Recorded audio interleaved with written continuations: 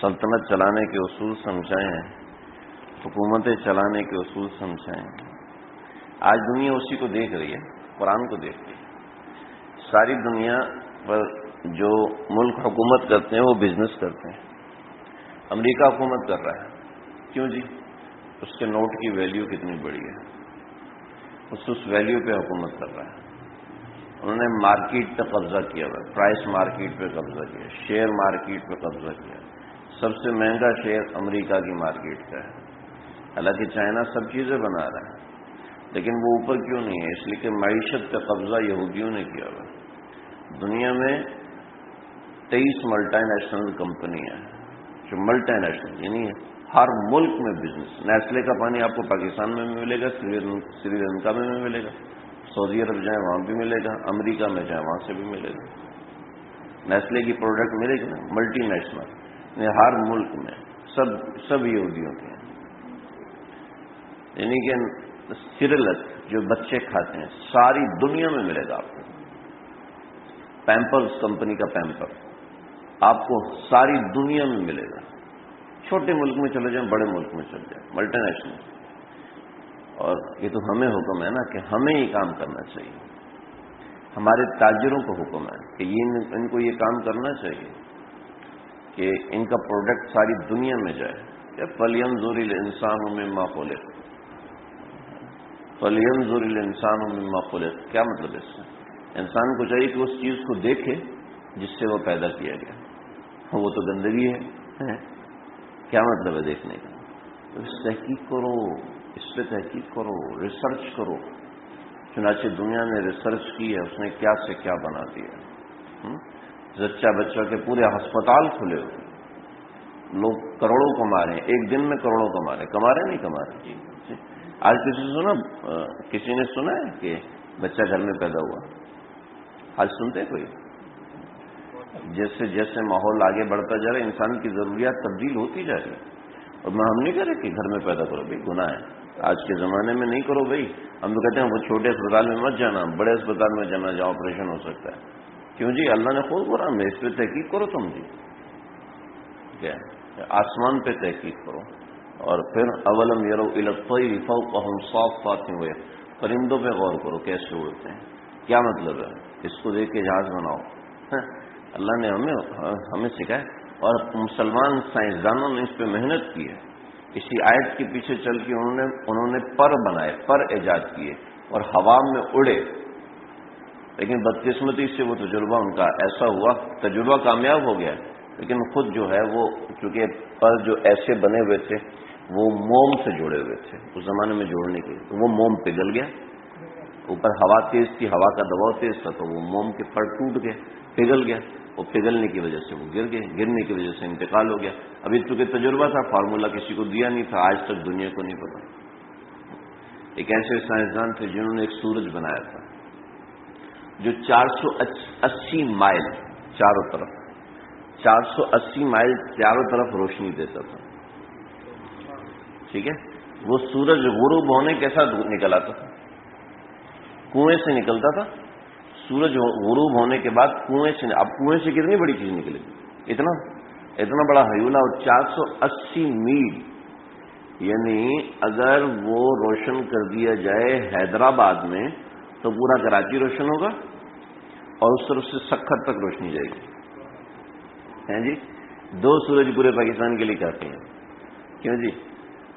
آپ کسی کھیت کے اوپر اس کا چھوٹا آئٹم ڈال دو، پورے کھیت کو جب چاہو کپاس اگا لو، جب چاہو گاجروں اگا لو، جب چاہو کچھ اگا لو۔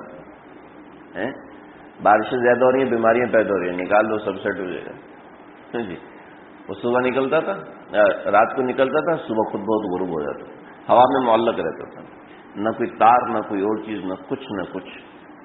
بجلی بھی نہیں تھی اس زمانے میں۔ کیا ہے؟ اللہ نے مسلمانوں کو حکم دیا تحقیق کرو، چیزوں کو سمجھو۔ پتہ نہیں کس میں بات نہیں۔ ہاں، ہمارے جو حالات ہیں اس میں مضبوط ترین چیز ہے تجارت، اور تجارت میں مضبوط ترین چیز ہے کرپشن نہ ہو۔ ویل لکل ہمزہ ویل للمطففین الذین اذا اکتالوا علی الناس یستوفون۔ کرپشن ختم کی جائے. جب حضرت مفتی اعظم پاکستان میں مفتی رفیع عثمانی صاحب نے اس دفعہ جو بیان فرمایا جمعے کا، اس میں فرمایا ہماری سب سے بڑی مصیبت کرپشن ہے ہمارے ملک کی.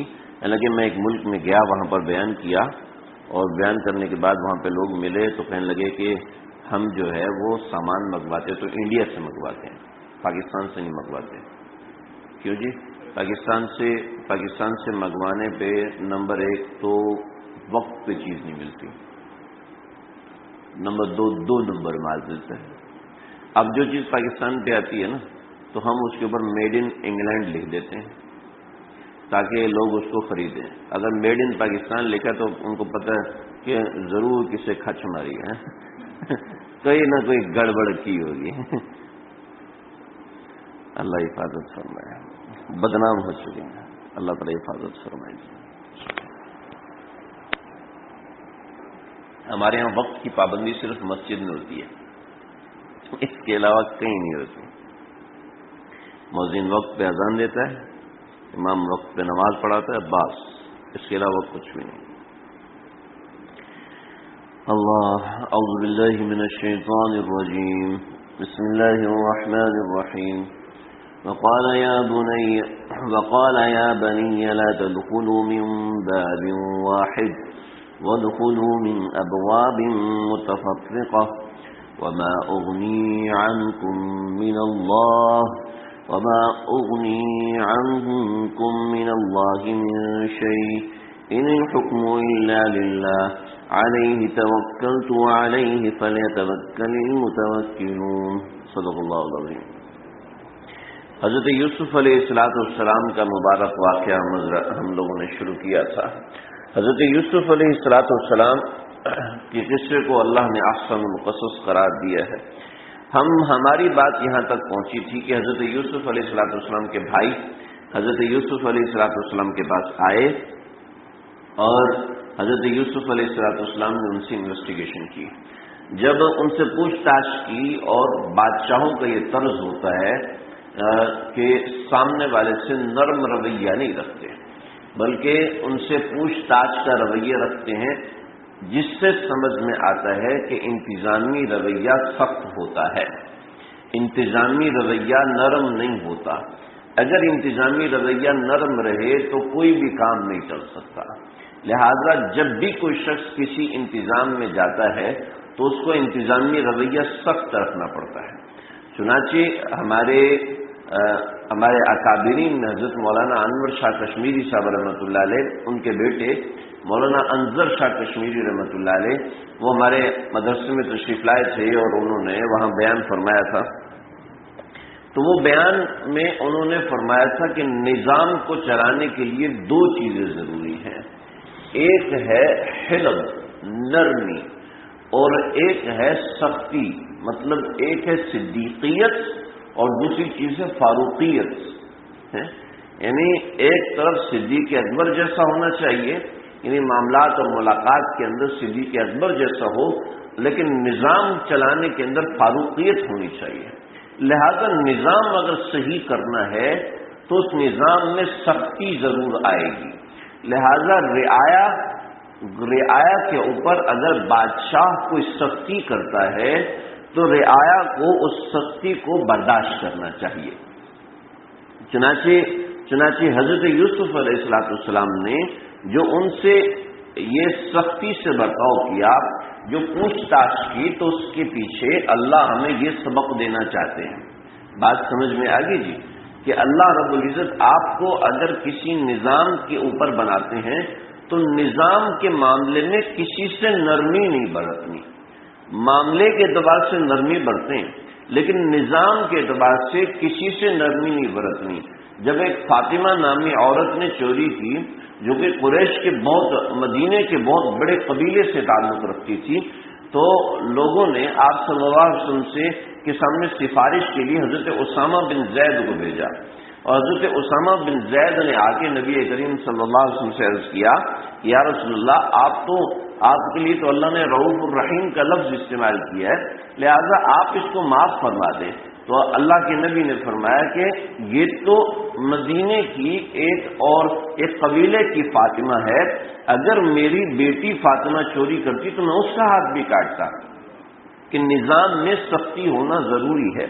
لہذا دیکھیں، ہم کبھی کسی حکمران کی تائید میں نہیں بات کر رہے، میں آپ کو صرف قرآن کی تائید کی بات کر رہا ہوں۔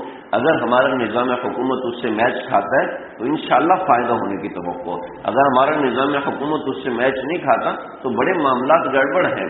آپ دیکھیں کہ نظام کے اندر جب سختی نہیں ہوتی تو ہر جگہ لوگ رونگ جا رہے ہوتے ہیں، غلط رستے پہ جا رہے ہوتے ہیں، غلط سڑک استعمال۔ کل میرا ایکسیڈنٹ ہوتے بچا کہ رونگ پہ جناب ایک صاحب 80 کی سپیڈ پہ آ رہے ہیں، اور کیا کریں، یعنی یا تو وہ مرتا یا میں مرتا، یا کسی کے ساتھ ٹکراتا تو کوئی نہ کوئی مرتا۔ اگر نظام میں یہ چیز سخت ہو، نظام میں اس چیز کی سختی ہو کہ بھئی یہ سختی کرنا ضروری ہے، اس کے اوپر اتنا جرمانہ، فوراً پولیس پکڑ لے۔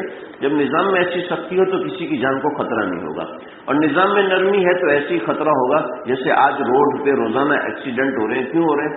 اوور سپیڈ ہونے کی وجہ سے، گاڑیوں کا فاصلہ نہ ہونے کی وجہ سے، لوگوں کو گاڑی چلانے کا اصول ہی نہیں پتا، کسی کے پاس لائسنس ہی نہیں ہے۔ چھوٹے چھوٹے بچے موٹر سائیکلیں چلا رہے ہیں، جی لائسنس ہے ہی نہیں، میرا تو بنتا ہی نہیں۔ حکومت نے 18 سال سے پہلے گاڑی چلانے کو منع کیا، ہر ماں باپ اپنے بچے کو چلوا رہے جی اپنے بچے کو سکھانا ہے، بھی سکھائیں تو صحیح، لیکن روڈ پہ تو نہ آنے تھے۔ اگر حکومت کی طرف سے سختی ہو، قانون کی طرف سے سختی ہو تو آج جتنے حادثات ہو رہے ہیں یہ کئی گنا کم ہو جائیں گے، کئی گنا کم ہو جائیں گے۔ تو برحال حضرت یوسف علیہ السلام نے بھائیوں سے سختی کی، معاملے کا مطلب یہ ہے کہ نظام میں سختی لانا ضروری ہے۔ چلیں قصے کی طرف آئیں۔ حضرت یوسف علیہ السلام نے بھائیوں سے پوچھا، بھائیوں نے جواب دیا، پچھلے درس میں بتا چکا ہوں۔ حضرت یوسف علیہ السلام نے بھائیوں سے کہا کہ دیکھو اگر تم اگلی دفعہ اس بنیامین کو نہ لائے تو پھر اگلی دفعہ غلہ لینے بنا آنا۔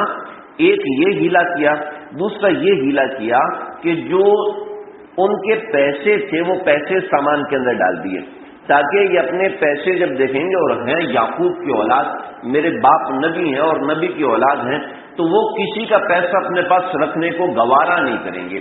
لہذا حضرت یوسف علیہ السلام نے ایک یہ ٹرک استعمال کیا، دوسرا یہ ہیلا استعمال کیا کہ ان سے کہہ دیا کہ اگلی دفعہ اپنے بھائی کو لازمی لے کے آنا، اگر نہ لائے تو مجھے پتہ چل جائے گا تم لوگ جاسوس ہو، اور پھر جاسوسوں کو میں چھوڑتا نہیں ہوں۔ پھر ایک اور لالچ دی، اور وہ لالچ یہ تھی کہ وَنَزْدَادُ كَيْلَ بَعِيرٍ، کہ ہم ایک بوری اور مل جائے گی، اناج کی ایک بوری اور مل جائے گی، تمہارا فائدہ ہے۔ یعنی ہر طریقے سے مجبور کیا کہ تم اپنے بھائی کو لازمی لے کے آنا۔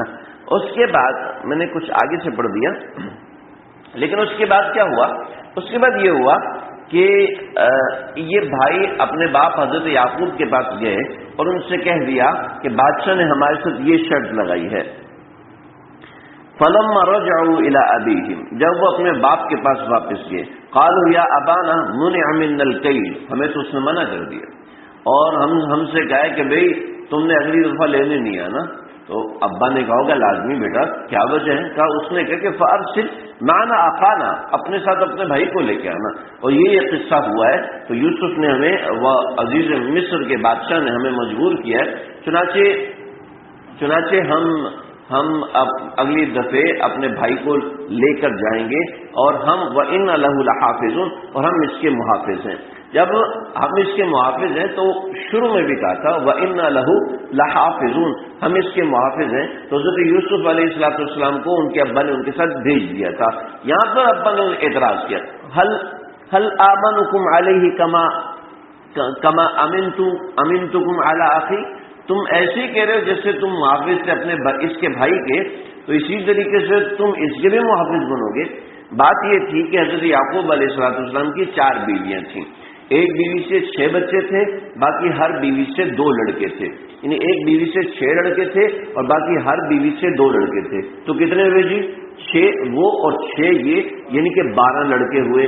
ایک حضرت یوسف علیہ السلام اور ایک حضرت بنیامین، یہ دونوں ایک ماں سے تھے، حضرت بنیامین اور حضرت یوسف ایک ماں سے تھے، یعنی یہ دونوں آپس میں بھائی تھے۔ تو کل هل آمنکم علیہ کما امنتکم علی اخیہ، یعنی جیسے تم اس کے بھائی کی حفاظت کی تھی ایسی تم اس کی بھی حفاظت کرو گے؟ نہیں، میں نہیں کرتا۔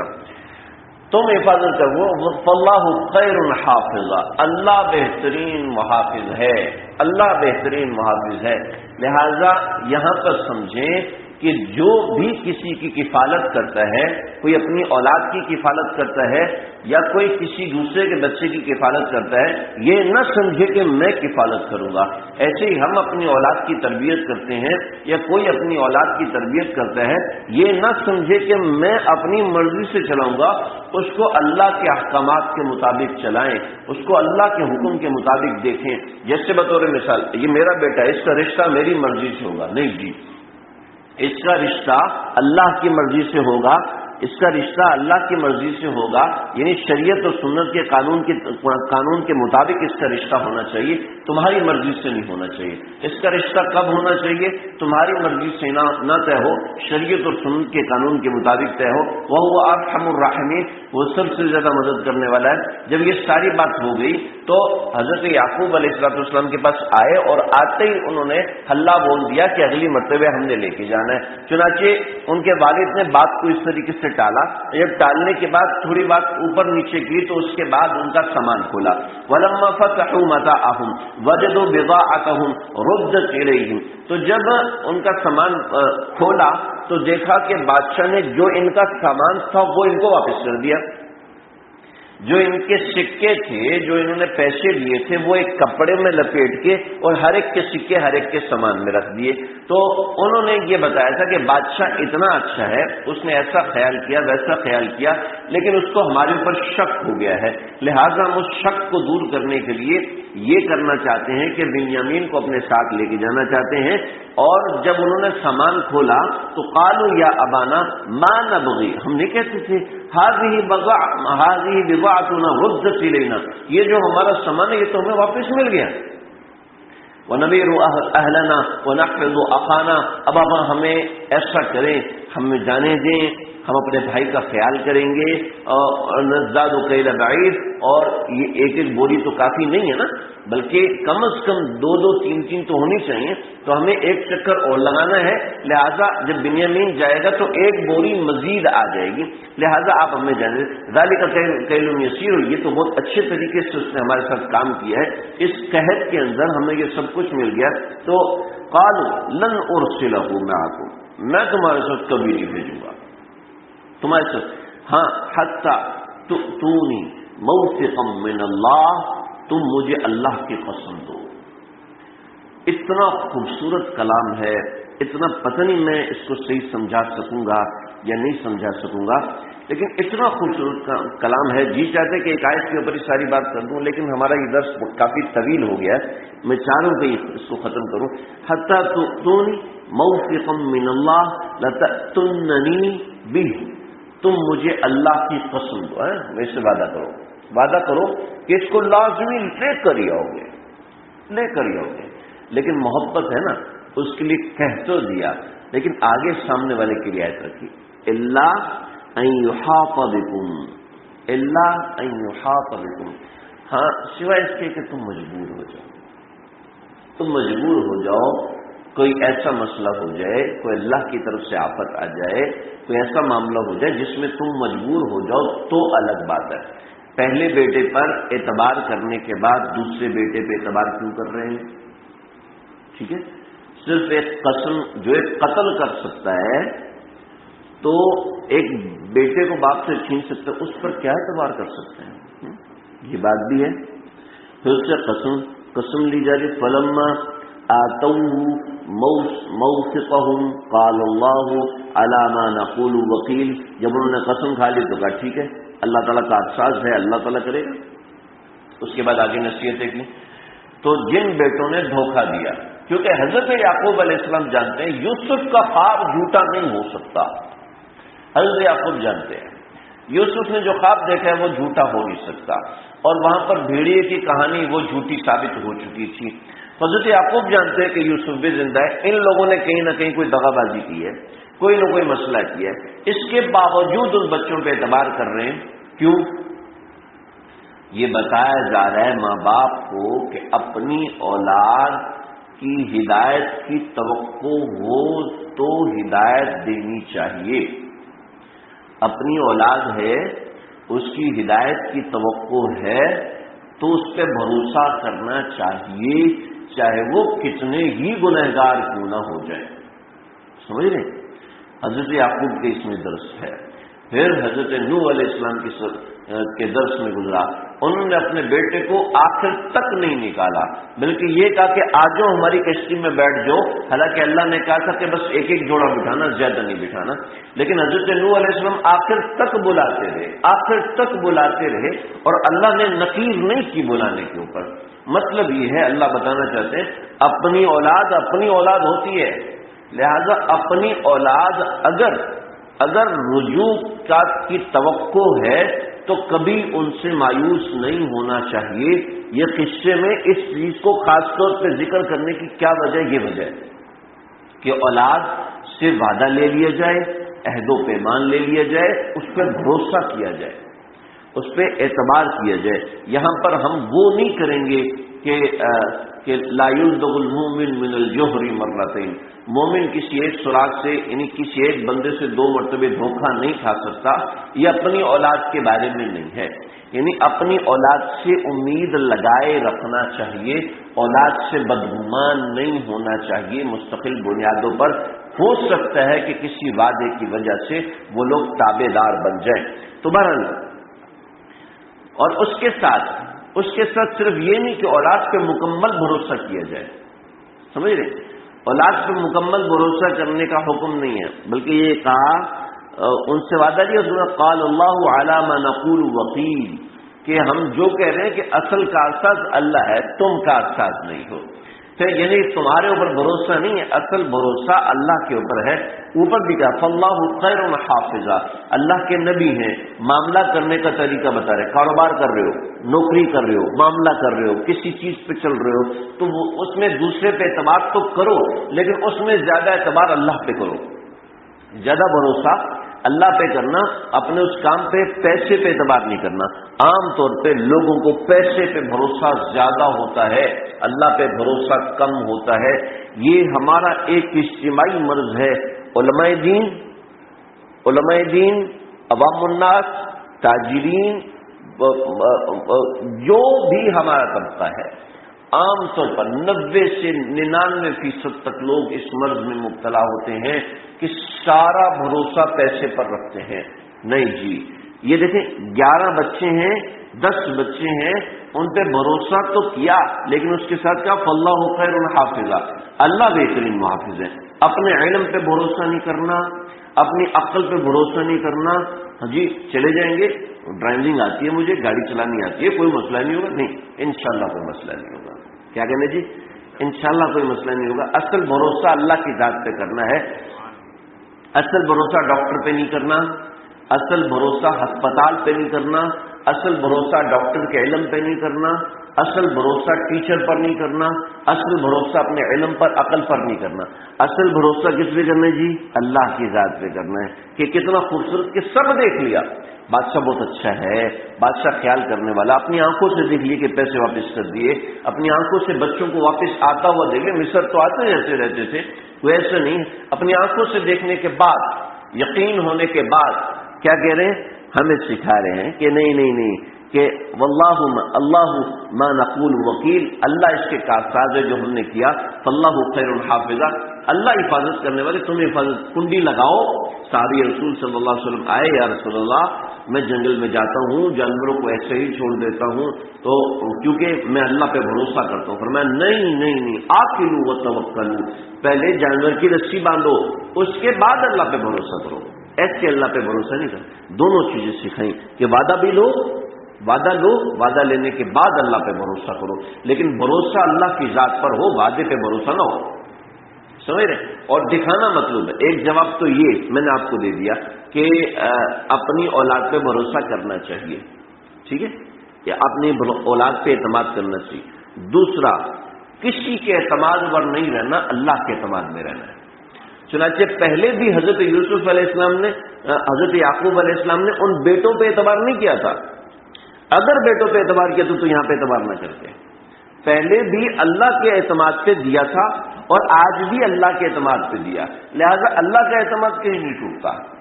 چاہے وقتی آزمائش آ جائے، اللہ کا اعتماد کہیں نہیں ٹوٹتا۔ جیسے ایک صاحب نے مجھے کہا میرا ایکسیڈنٹ ہو گیا، میں پوچھنے گیا خیریت کیا ہوا؟ میں لگی جی سب کیا ہے، دعائیں بھی پڑی تھی پھر بھی ایکسیڈنٹ ہو گیا۔ ہم حج پہ جا رہے تھے 3 دن پہلے، وہ گاڑی نے پیچھے سے ٹکر ماری، رونگ پہ آ رہی تھی، ٹکر ماری، اور میں میری بیوی اور میرا بچہ تو سن ہو گیا، ہم لوگ گر گئے، 3 دن تک مسجد میں نہیں جا سکا۔ چوتھے دن حج کی فلائٹ تھی پچھلے سال۔ کیا ہوا؟ ہم اس وقت دعائیں پڑھ رہے تھے، سمجھے، ہم اس وقت دعائیں پڑھ رہے تھے۔ تو مجھے ان صاحب نے کہا، اس وقت میرے ذہن میں ایک چیز سمجھ میں آئی۔ ان صاحب نے مجھے کہا میں نے تو دعائیں پڑھی تھی پھر میرا ایکسیڈنٹ کیوں ہو گیا؟ میں نے تو سنا جو دعا پڑھتا ہے ایکسیڈنٹ نہیں ہوتا۔ میں نے کہا جی دعا کس لیے پڑھتے ہیں؟ دعا اس لیے پڑھتے ہیں کہ سنت ہے، دعا اس لیے نہیں پڑھتے کہ ہماری حفاظت ہو۔ یاد رکھیں، نیت کی تصویر کریں کہ دعا ہم اس لیے نہیں پڑھتے کہ ہماری حفاظت ہو، انشاءاللہ دعا سے حفاظت ہوگی، لیکن دعا اس نیت سے نہیں پڑھنی کہ میری حفاظت ہوگی، دعا اس نیت سے پڑھنی کہ اللہ کے نبی کی سنت ہے۔ آپ اپنی نیت سے ہی کریں۔ اور کبھی اللہ پہ بھروسہ کیا اور آزمائش آ گئی، یعنی ایکسیڈنٹ ہو گیا، تو کیا ہے، اللہ نے آزمائش ڈالی، کسی وجہ سے ڈالی ہے، اللہ جانتے ہیں کہ اللہ نے کیوں ڈالی ہے، وہ اللہ ہی جانتے ہیں، اللہ ہی بتا سکتے ہیں۔ اس کے بعد پھر ایک تدبیر بنائی، وقال یا بنی، اے میرے بیٹو، لا تدخلوا من باب واحد وادخلوا من ابواب متفرقہ۔ آپ کبھی ادھر سے گئے گھاروں کی طرف گئے آپ لوگ کبھی؟ وہاں پر گھاروں کی طرف ایک بھمبور علاقہ ہے، گھاروں میں داخل ہونے سے پہلے بھمبور کے اندر اگر آپ جائیں گے نا، یہ کراچی سے جاتے وقت دائیں ہاتھ پہ جائیں گے تو وہاں پر ایک قلعہ ہے۔ اصل میں ایسا تھا کہ پہلے دریائے سندھ یہاں سے ڈیلٹا بناتا تھا، اور سندھ میں داخل ہونے کا دروازہ یہ تھا کراچی، اور یہ اسی کو دیبل کہتے ہیں، جس کو ڈھابے جی کہتے ہیں، تو یہ اصل میں یہ دیبل جی تھا، تو دیبل جی سے ڈھابے جی بن گیا، تو یہ دیبل اس کو کہتے ہیں۔ اور محمد بن قاسم دیبل سے داخل ہوئے تھے، دیبل بعد میں کراچی بن گیا، اصل میں وہ ڈھابے جی ہے، پھر کراچی تو ادھر بعد میں آیا نا۔ تو اصل میں تو یہ علاقہ تھا، اور یہاں سے محمد بن قاسم داخل ہوا تھا۔ جب محمد بن قاسم نے پہلا اٹیک کیا تو اس وقت سے لے کے آج تک ایک قلعہ موجود ہے، میں دیکھا ہے، کئی دفعہ گیا ہوں میں وہاں پر محمد بن قاسم نے اپنے زمانے کی مسجد بنائی تھی، اور مسجد کیا تھی، دیواریں وغیرہ کچھ بھی نہیں، صرف فرش بنا ہوا، آج بھی وہ فرش موجود ہے، تو وہ مسجد بنائی تھی۔ تو وہ جو قلعہ ہے آپ دیکھیں گے تو اس کے چاروں طرف موٹی موٹی دیواریں بنی ہوئی ہیں، تو ایسے ہی ہر شہر کے گرد دیواریں بنی ہوتی تھیں، وہاں پہ جو بھی شہر آباد تھے تو ان کے گرد اونچی اونچی دیواریں بنی ہوتی تھیں، اور ان دیواروں میں مختلف راستے ہوتے تھے، تو ان راستوں کو دن میں کھول دیتے تھے، لوگ آتے تھے جاتے تھے، رات میں ان کو بند کر دیتے تھے، تو وہ شہر اس کے اندر پورا کا پورا آباد ہوتا تھا، یعنی کافی بڑا شہر ہوتا تھا، جس میں 1000 2000 3000 10,000 20,000 لوگ ہوتے تھے، تو سارے کے سارے اس میں آباد ہوتے تھے۔ تو ایسے ہی مصر کے اندر بھی مختلف دروازے تھے، تو حضرت یوسف علیہ السلام، یعقوب علیہ السلام نے فرمایا وَادْخُلُوا مِنْ أَبْوَابٍ مُتَفَرِّقَةٍ، مختلف دروازوں سے داخل ہونا، ایک دروازے سے داخل نہ ہونا۔ وَمَا أُغْنِي عَنْكُم مِّنَ اللَّهِ مِنْ شَيْءٍ إِنِ الْحُكْمُ إِلَّا لِلَّهِ، ایسا نہ ہو کہ تمہیں کوئی چیز نقصان پہنچا دے۔ وجہ کیا تھی؟ وجہ یہ تھی کہ مصری جو ہیں وہ چھوٹے قد کے ہوتے تھے، حضرت یعقوب علیہ السلام کی اولاد اونچے قد کی تھی۔ مصریوں کے رنگ آج بھی جو صحیح مصری ہیں نا، ان کے رنگ انتہائی گندمی ہوتے ہیں، سیاہی مائل ہوتے ہیں گندمی کے اندر، اور جو آج جو ایک نیا مصر آباد ہوا ہے قاہرہ اور اس طرح کے یہاں کے جو مصری ہیں یہ گورے پیٹے ہیں، اور جو مصر کے اصل پرانا جو مصر ہے وہ مصر کے اصل لوگ اصل کالے رنگ کے ہوتے ہیں، کالے جیسے ہندوستانی پاکستان کے لوگ تو تھوڑا سا ان کا رنگ جو ہے وہ سفیدی کی طرف مائل ہوتا ہے، پاکستانی کے وہ جیسے جیسے افغانستان اور اس کی طرف چلتے جائیں تو رنگ سفیدی کی طرف مائل ہونا شروع ہو جاتا ہے۔ تو ہندوستان آگے ہندوستان سے تھوڑا آگے چلے تو بنگلہ دیش اور سری لنکا، تو وہاں کے لوگ بالکل ایک کالا رنگ ہوتا ہے، حبشی رنگ نہیں ہوتا لیکن ایک کالا رنگ ہوتا ہے۔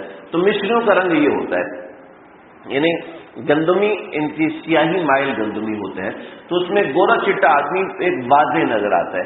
حضرت یعقوب علیہ السلام کی اولادیں اور حضرت یوسف علیہ السلام خاص طور پہ، تو ظاہر بات ان کے بیٹے ہیں، بھائی ہیں، تو ان کے اوپر کچھ نہ کچھ تو ان کے حسن کا اثر تو ہوگا نا. تو دیکھنے میں اونچے لمبے اور یعنی قد ان کا اونچا لمبا اور دیکھنے میں خوبصورت، دوسروں کی نسبت کئی گنا زیادہ اچھے لگتے تھے. تو حضرت یعقوب علیہ السلام نے کہا کہ بھئی اگر یہ سارے اکٹھے جائیں گے تو دیکھتے ہی نظر لگ جائے گی، لہذا سارے لوگ مختلف دروازوں سے داخل ہو. اس سے سمجھ میں آیا کہ نظر لگنا برحق ہے. نظر کے حوالے سے میں کافی باتیں ذکر کر چکا ہوں. تو حضرت یعقوب علیہ السلام نے اس احتیاط سے کہا کہ تم مختلف دروازوں سے داخل ہونا.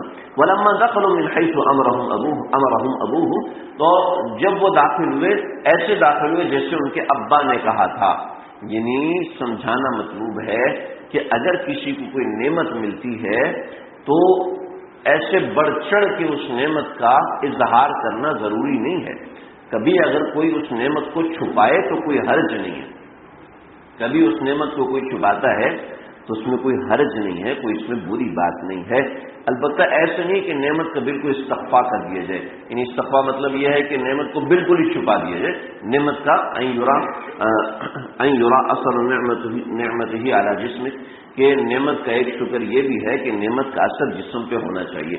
لیکن اس کا یہ مطلب نہیں ہے کہ جیسے ہمارے ایک صاحب ان کی نوکری لگی نا، تو انہوں نے کاٹن کا سوٹ سلوایا اور 100 روپے کا نوٹ جیب میں ڈالا.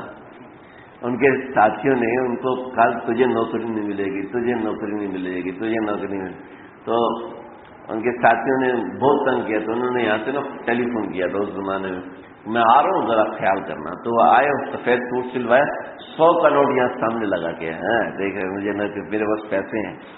اس زمانے میں 500 کا نوٹ اور 1000 کا نوٹ بہت کم، 100 کا نوٹ زیادہ تر استعمال ہوتا تھا. تو بھائی ایسا تھا. تو اپنی نعمت دکھا سکتے ہیں لیکن اپنی نعمت کا استغفا مکمل طریقے سے نہ ہو. تو اس طریقے سے جو یعقوب علیہ السلام نے کبھی نعمت کو چھپائے اس غرض سے کہ نظر نہ لگے، اس میں کوئی حرج نہیں ہے. اللہ ولما دخلوا من حيث امرهم ابوهم، جیسے ان کے ابا نے کہا تھا ویسے داخل ہوئے. ما كان يغني عنهم من الله من شيء، لیکن یہ نہ سمجھیں کہ انسان اس تدبیر کو کرنے سے اللہ کے کسی حکم سے بچ جائے گا. ہر جگہ پہ توحید کا درس، ہر جگہ رجوع الی اللہ کا حکم کہ اللہ کی طرف رجوع کیا جائے. ولما دخلوا علی یوسف آوى الیہ اخاہ، حضرت یوسف علیہ السلام کے پاس جب یہ آئے تو حضرت یوسف علیہ السلام نے ان کو پناہ دی، اپنے بھائی کو اپنے پاس رکھا. کیسے رکھا؟ ایسے رکھا کہ حضرت یوسف علیہ السلام نے کہا 11 لوگ آئے ہیں، 11 لوگ آئے تو 2 کی جوڑی بنائی. 1 2 3 4 جوڑیاں ہوگی، 5 جوڑیاں ہوگی. اب اکیلا بنیامین رہ گیا تو بنیامین سے کہا کہ آؤ تم میرے پاس آ جاؤ، ٹھیک ہے تم سب 2 تو یہ بیچارہ اکیلا تو یہ چلو میرے کمرے میں آ جائے. تو ایسے ہوا. ولما دخلوا علی یوسف آوى الیہ اخاہ، اپنے بھائی کو اپنے پاس پناہ دی. ایسے پناہ دی. قال انی انا اخوک فلا تبتئس، میں تیرا بھائی ہوں اب تو پریشان نہیں. یعنی حضرت بنیامین کو جب اکیلے میں بلایا اور لے کر کے اور بتایا کہ میں تیرا بھائی یوسف ہوں، اس لیے کہ بنیامین چھوٹے تھے، وہ حضرت یوسف علیہ السلام کو نہیں پہچانتے. بنیامین بالکل چھوٹے تھے، یوسف علیہ السلام 7 برس کے تھے جب دونوں بھائی آپس میں جدا ہوئے تھے. اور فلا تبتئس، اب تم نے پریشان نہیں ہونا. پریشان نہ ہونے کا مطلب یہ ہے کہ پہلے تو حضرت یوسف علیہ السلام کو ستایا جاتا تھا، تو اس کے بعد بنیامین کو ستایا جاتا تھا. تو بنیامین اس ستانے کی وجہ سے بہت زیادہ پریشان تھے. حضرت یوسف علیہ السلام نے تسلی دی کہ تم پریشان نہیں ہونا. فلما جهزهم بجهازهم جعل السقاية في رحل اخيه، یہ کافی لمبی فاصلے کے بعد ان کا اکرام کیا. اکرام کرنے کے بعد ان کے اونٹوں کو بھرا، ان کے اونٹوں کے اندر سامان بھرا. سامان بھرنے کے بعد آرام کیا. آرام ہونے کے بعد جب وہ جانے لگے تو یہ لوگ اکیلے نہیں آئے تھے بلکہ ان کے ساتھ کنعان سے اور لوگ بھی آئے تھے، کافی سارے لوگ آئے تھے. اب وہ کافی سارے لوگ، اور یہ بنیامین نے کہا کہ میں آپ کے ساتھ رہنا چاہتا ہوں، میں ان کے ساتھ واپس جانا نہیں چاہتا، اور یہ جائیں گے پھر ایسے ایسے مسائل ہوں گے، آپ مجھے اپنے پاس رکھ لیں، میں آپ کی زندگی، چونکہ تھوڑا سا وقت ملا تھا، زیادہ وقت نہیں ملا تھا، 40-45 سال کا فاصلہ ہے. اب اتنا لمبا فاصلہ ہے اور ملاقات 1 دن کی تو کافی نہیں ہے نا جی. 40 سال کے بعد ملاقات ہوئی ہے، اور اس وقت ملاقات جب بھائی بادشاہ ہے.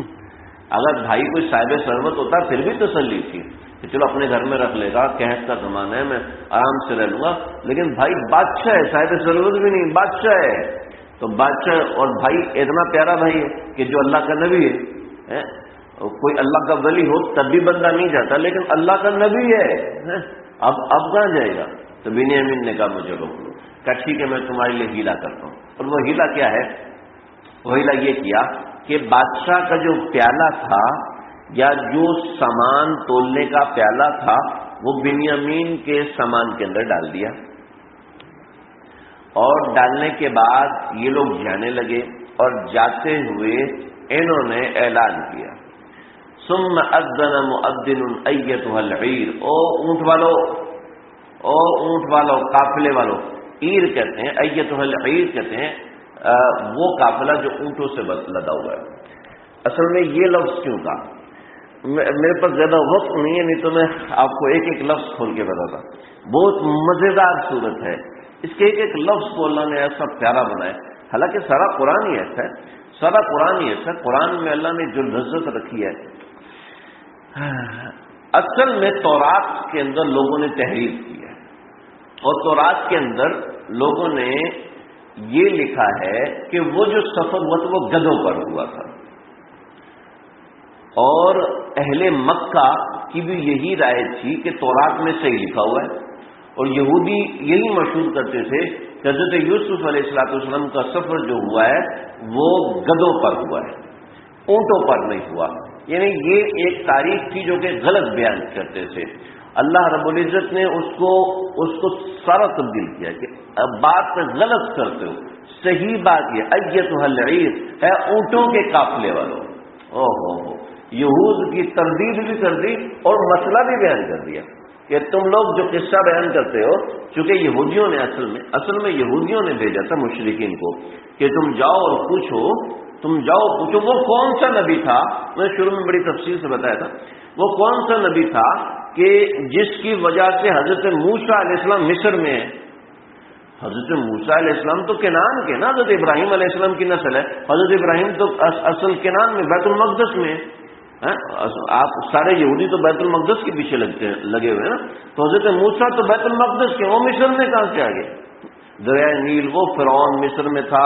آپ کو اتنا سب کو پتہ ہے نا کہ وہ فرعون سے حضرت موسیٰ کا مقابلہ ہوا، اور فرعون تو مصر میں. تو حضرت موسیٰ مصر میں کیسے آئے جی؟ یعنی حضرت ابراہیم کی اولادیں مصر کیسے چلی گئیں جبکہ حضرت ابراہیم خود یہاں پر ہیں؟ تو وہ نبی کون ہیں جو سارے کے سارے مصر میں ہجرت کر گئے؟ آخر ان کا کیا قصہ ہے؟ ادھر کا قصہ تو آپ کو پتہ ہے کہ ابراہیم علیہ السلام کعبہ میں آئے، ادھر کا قصہ تو پتہ ہے، ادھر کا قصہ بھی تو سناؤ.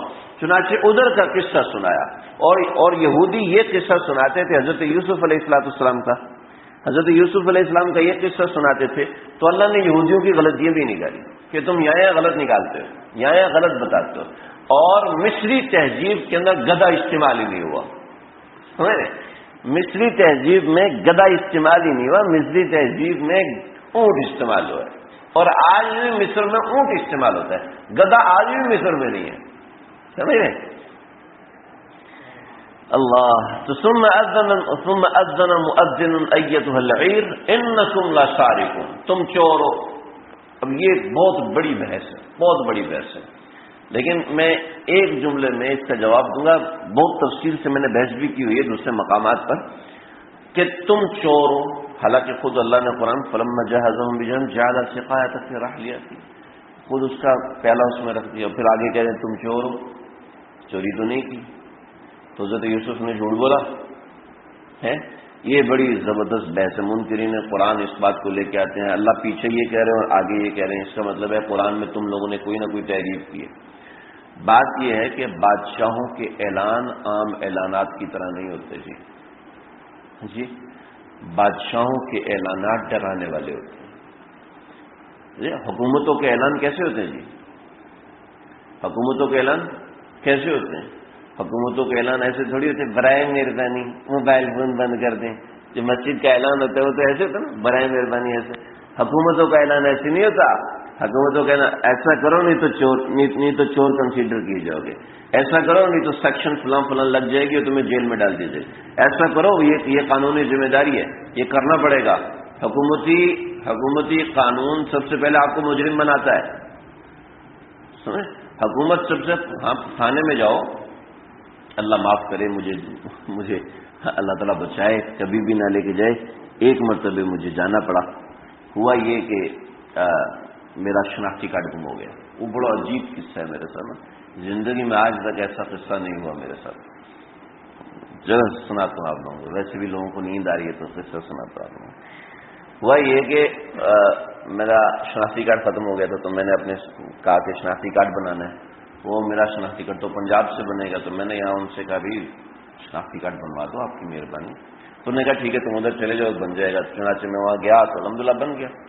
ہوا ایسے کہ 5ویں دن جب میرا شناختی کارڈ آنا تھا تو ایسے ہوا کہ وہ میرے جو برادر نسبتی ہیں ان کا ایک خطرناک قسم کا آپریشن ہوا، اور اس میں یہ تھا کہ پاؤں جو بچے گا نہیں، ختم ہو جائے گا، انتقال کر جائے گا۔ تو ہم نے بھاگتے دوڑتے ہوئے ٹکٹ کرائی اور میں پہنچا وہاں پر اسٹیشن۔ ان کا ادھر سے فون ہے، ابھی شناختی کارڈ آ گیا، آیا ہوا ہے آپ کا، کہاں پہنچا رہا ہے؟ میں نے کہا میں تو ریلوے اسٹیشن پہ ہوں، یہاں پہنچا جاؤ۔ بتا میں نے جانا ہے، واپسی کی ٹکٹ بھی کرانی ہے۔ ٹھیک ہے، میں گیا ہوں جناب، انہوں نے شناختی کارڈ لا کے مجھے دیا۔ اچھا ساہیوال چلا گیا، وہاں سے ڈائریکٹ ہم ساہیوال اترے، وہاں پہ اس کو دیکھا، الحمدللہ اللہ نے جان بچائی، بچت ہو گیا۔ بڑا وہ عجیب ہی قصہ ہے۔ تو ہم نے کہا چلو ابھی جان بچت ہو گئی ہے، کل کی واپسی کی ٹکٹ ہے، تو ایسا کرتے ہیں رات کو اماں ابا سے مل کے آ جاتے ہیں۔ اے ٹی ایم گیا، وہاں پر میرا شناختی کارڈ گر گیا، کاپی بھی نہیں کرائی، شناختی کارڈ کی کاپی بھی نہیں کرائی، نیا اسمارٹ کارڈ سب کیا ہے، اللہ خیر کرے۔ تو میں نے ان کو فون کیا، پولیس والے میں نے فون کیا، بھائی میں نے کہا یار یہ مسئلہ ہو گیا، ابھی جلدی سے جاؤ تھانے، وہاں پہ رپورٹ کراؤ، باقی پھر ہم وہ رپورٹ کی کاپی ہم لے کے آ جانا۔ تو کہنے لگے جی آپ کہاں رہتے ہو؟ پولیس والا مجھے کہتا ہے کہاں رہتے ہو جی؟ میں نے کہا جی میں تو کراچی میں رہتا ہوں، میں ایمرجنسی میں آ کے آیا تھا۔ کہتے ہیں کراچی میں جس جگہ آپ رہتے ہیں نا، وہاں آپ جائیں گے تو وہ آپ کو جانتے ہیں کہ آپ نے کتنے قتل کیے ہیں، کتنی چوریاں کی ہیں، ڈائریکٹ انہوں نے میرے اوپر قتل کا الزام لگایا۔ آپ کو پتہ چلے گا آپ نے کتنے قتل کیے ہیں، کتنی چوریاں کی ہیں۔ آپ ایسے نہیں کرو کہ شناختی کارڈ گما کے ایک سائڈ میں، نہیں کوئی ہوگا اس شناختی کارڈ گما کے یہ نہیں سمجھنا کہ بچ جاؤ گے، ایسا نہیں ہے، وہاں جا کے بتانا۔ تو میں نے ان کو فون کیا، میں نے کہا بھائی آپ ان سے بات کر لو، یہ تو سیدھے منہ بات ہی نہیں کر رہے، میں تو کہاں پہ گیا ہوں ان کی بات۔ کہنے لگا چھوڑو تم آ جاؤ، ہم دیکھ لیں گے کراچی میں۔ تو یہ قصہ ہوا، یہ میں آپ کو سنانا چاہتا تھا کہ وہ تو میں واپس آیا تو میرے ساتھ عجیب کہانی بھی، لیکن بل وہ شناختی کارڈ بعد میں مجھے مل گیا کسی طریقے سے۔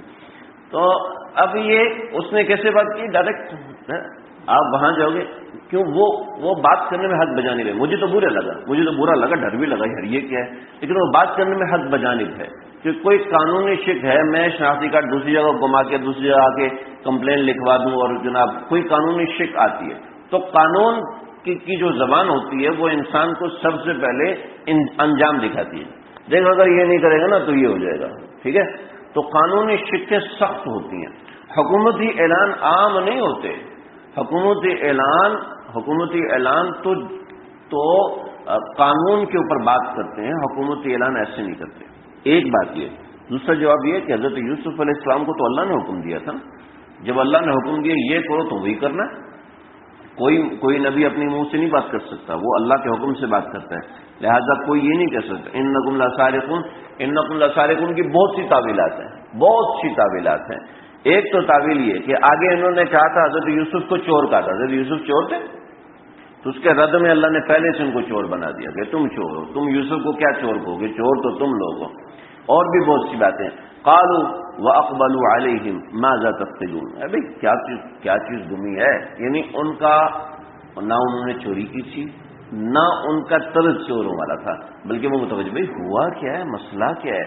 یعنی اگر کسی نے چوری کی ہوتی ہے تو اس کی باڈی لینگویج بتاتی ہے کہ کچھ نہ کچھ اس نے کیا ہے، لیکن یہ صحیح سے متوجہ ہوئے قالوا نفقد سواع الملک، ہم نے بادشاہ کا پیالہ چوری ہو گیا.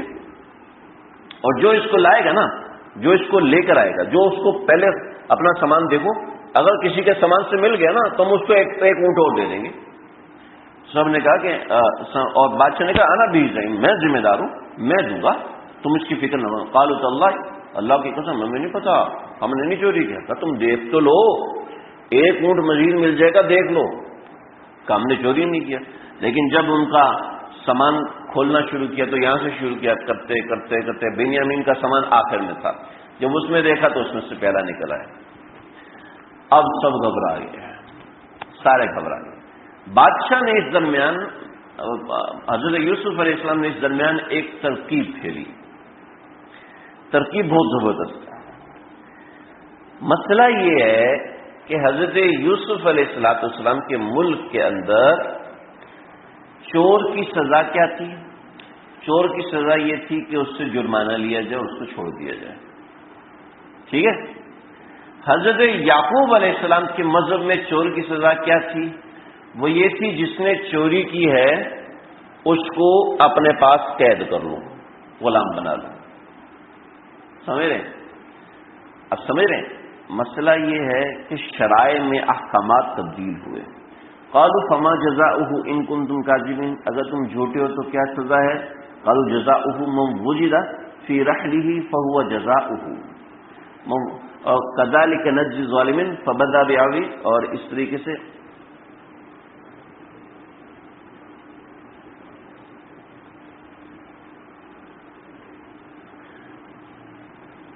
ما كان ليأخذ أخاه في دين الملك، ما كان ليأخذ أخاه في دين الملك، یعنی بادشاہ کا قانون اور تھا اور حضرت یعقوب کا قانون اور تھا. بہت سے سبق ہیں اس میں، بہت سے. میں انشاءاللہ اگلی دفعہ اس کو تفصیل سے بیان کروں گا. میں مختصر نبی ذکر کر دوں، اس قصے کو بھی انشاءاللہ اگلی دفعہ مکمل کریں گے. اس کو میں مختصر سمجھا دوں. شرائع کے اندر احکامات تبدیل ہیں. حضرت موسیٰ کی شریعت میں بعض مسائل اور تھے، ہماری شریعت میں بعض مسائل اور ہیں. لہذا اب ہم یہ کہیں کہ حضرت موسیٰ کی شریعت کے اندر جو لوگ ولی اللہ بنتے تھے ان کو اس طرح چلنا پڑے گا جیسے وہ تھے، یا ان کو اس طرح چلنا پڑے گا جیسے ہم لوگ ہیں، جیسے وہ تھے نا. یعنی جیسے ہمارے ملک کا قانون اور ہے، دوسرے ملکوں کا قانون اور ہے. لہذا ملکی قوانین کو ماننا لازم ہے اگر وہ شریعت کے مطابق ہے. اللہ رب العزت نے اس بادشاہ کے قانون کو کہا دین الملک، بادشاہ کا قانون. یعنی اللہ رب العزت نے اس بادشاہ کے قانون کے مطابق حضرت یوسف علیہ السلام کو چلنے کا فرمایا ہے. حضرت یوسف علیہ السلام بادشاہ کے اس قانون کو لے کے چل رہے ہیں، حالانکہ یعقوب کی شریعت سے وہ ہٹ کے ہے. یعقوب کی شریعت الگ ہے اور یہاں کی شریعت الگ ہے. ایک بات. دوسری بات، کسی دوسرے دین والے کے ماتحت رہ کر کام کرنا جائز ہے. کسی کافر کی ماتحتی میں رہ کے کام کرنا جائز ہے. البتہ ایک مسئلہ ہے، اس میں ایک مسئلہ ہے، اگر کوئی قادیانی ہے تو بہتر ہے کہ اس کی ماتحتی میں کام نہ کیا جائے. اس لیے قادیانی کافر نہیں، قادیانی مرتد ہے. لیکن اگر کوئی کافر ہے اور اس کی ماتحتی میں کام کر رہا ہے تو پریشان نہ ہو. بہت سے لوگ اس بات پہ بہت زیادہ پریشان ہو جی کافر کی ماتحتی میں. یہاں پہ آج کل مسلمانوں کی ماتحتی میں کام کرنا بہت مشکل ہے. کافر کہتے ہیں مجھے تیری داڑھی سے کیا مسئلہ ہے، اور مسلمان کہتے ہیں تم مولوی ہے یا تیرے تو نظریات ہی ایسے گھٹیا آدمی، ایسے تو نکما آدمی ہے، بیکار آدمی. مسلمان کے ماتحت کام کرنا تھوڑا مشکل ہے، کافر کے ماتحت کام کرنا آج کل کئی جگہوں پہ آسان ہے، سب جگہوں کی بات نہیں کر رہا. لہذا کافر کے ماتحت رہ کے کام کرنا کوئی گناہ نہیں ہے، جائز ہے، بالکل جائز ہے. یہاں پر اللہ نے یہ سمجھایا. کسی دوسرے قانون کا ادب و احترام کرنا اللہ نے یہاں سمجھایا. حضرت یعقوب کی شریعت میں وہ مسئلہ تھا، یہاں پہ یہ مسئلہ ہے. اور حضرت یوسف علیہ السلام نے کیا طریقہ استعمال فرمایا؟ یہ طریقہ استعمال فرمایا کہ ان سے کہہ دیا کہ تم بتاؤ کیا کرنا ہے.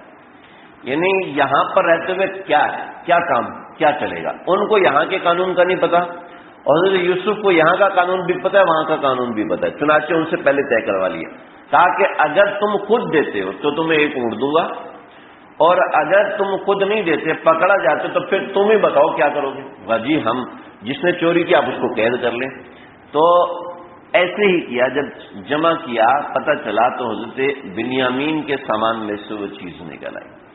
اب یہ قانون کا رد و بدل حضرت یوسف کیسے کر سکتے ہیں؟ مصر کے اندر یعقوبی قانون کیسے نافذ کر سکتے ہیں؟ اللہ نے فرمایا کذالک کدنا لیوسف، ہم نے یوسف سے کہا تھا بادشاہ کا قانون بھی ہم بنانے والے، یعقوب کا قانون بھی ہم بنانے والے، تم کو یہ اعتراض نہ کرنا۔ کذالک کدنا لیوسف، ہم نے یوسف سے کہا تھا کرو، ہم نے یوسف سے کہا تھا، لہٰذا یوسف پہ کوئی انگلی نہ اٹھائے۔ ما کان لیأخذ اخاہ فی دین الملک الا ان یشاء اللہ، اللہ نے چاہا تو ہوا ہے، لہذا بعد میں کوئی بندہ اعتراض نہ کرے۔ نرفع درجات من نشاء، ہم جس کے درجات چاہتے بلند کر دیتے ہیں، ہماری مرضی سے یوسف نے کیا ہے، تم کون ہوتے مقابلہ؟ وفوق کل ذی علم علیم، اور یاد رکھو ہر قانون بنانے والے کے اوپر ایک قانون بنانے والا ہوتا ہے، لہذا حضرت یوسف علیہ السلام نے جو ان کے ساتھ معاملہ کیا وہ میرے حکم سے کیا۔ اللہ، اس سے آگے کا قصہ ہوا انشاءاللہ آئندہ ذکر کریں گے۔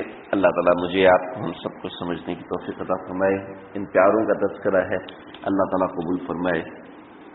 دعا کی درخواست کی ہے، سعد صاحبہ بیمار ہیں، اللہ صحت و تندرستی عطا فرمائے، ہمشیرہ کے اچھے رشتے کے لیے دعا کی درخواست فرمائے، غیب سے انتظام فرمائے۔ بسم اللہ الرحمن الرحیم، الحمد للہ رب العالمین، والصلاة والسلام علی اشرف الانبیاء اکرم الانبیاء والمرسلین، ربنا تقبل منا انك انت السمیع العلیم وتب علینا انك انت التواب الرحیم۔ اللہ جو کہا ہے سنا ہے، کہنے والے محتاج ہیں، سننے والے محتاج ہیں، اللہ بگڑی بنا دیجیے، اللہ بگڑی بنا دیجیے، اللہ تیرے پیاروں کا تذکرہ کر رہے ہیں، ہمارے پاس تو خود اپنے الفاظ نہیں، بس تیرے پیاروں کا نام بار بار لیا جا رہا ہے۔ سیدنا یوسف علیہ السلام، سیدنا یعقوب علیہ السلام، سیدنا ابراہیم علیہ السلام، جیسے آپ ان اپنے پیاروں کو دیکھتے ہیں، ان کے ناموں کے تو فعل آپ ہمیں بھی ایسے ہی پیار سے دیکھ لیجیے، ان پیاروں کے تذکروں کے تو فعل آپ ہمیں بھی ایسی محبت سے دیکھ لیجیے، جیسے آپ ان پیاروں کو دیکھتے رہے، جیسے آپ اپنے ان پیاروں کے اوپر اپنی رحمتوں کو نازل فرماتے رہے، ان کے نام کی برکت سے یہاں بھی اپنی رحمت کی برسات فرما دیجیے، اپنی رحمت کو نازل فرما دیجیے، اپنی رحمت کو متوجہ فرما دیجیے۔ اے رب العزت، ان پیاروں کے تذکرے کی وجہ سے ہمارے گناہوں کو معاف فرما دیجیے۔